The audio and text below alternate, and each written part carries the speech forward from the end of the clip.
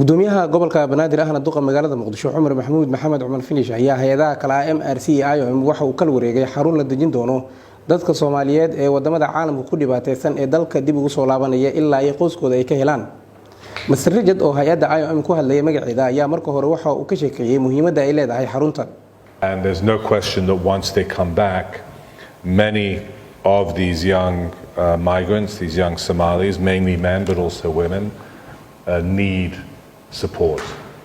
And it's really a testament to the federal government of Somalia and again to the Benadir administration that they are also, or you I should say, Honourable Mayor, are so committed to providing this support.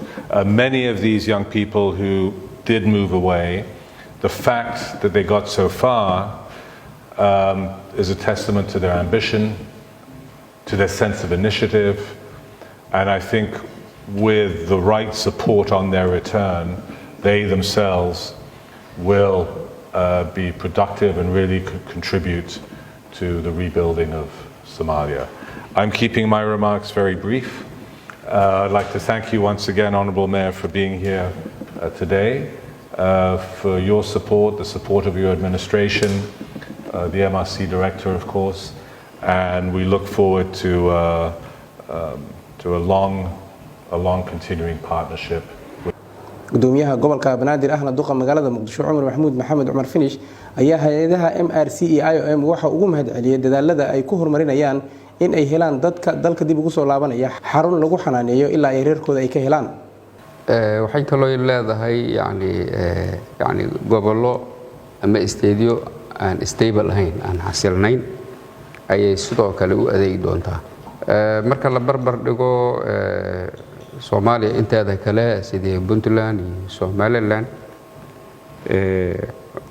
waa ka baaxad weyn tahay, waa ka bulsho badan tahay, waana ka qalalaasay iyo ay mushaakilaad badan tahay.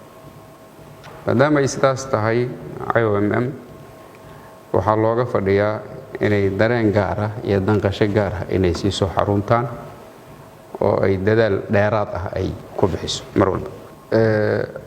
waxaa suuragal ah oo ay u muuqataa markii xaruntu ay howl gasho inay culays dheeraad ah xagga dadka oo customers dadka la soo xiriiraya culays dheeraad inay kala kulmaan dadka shaqalaha faraha yar ama yar inay ku filnaa waayaan fulinta howlahaas ayaa suuragal.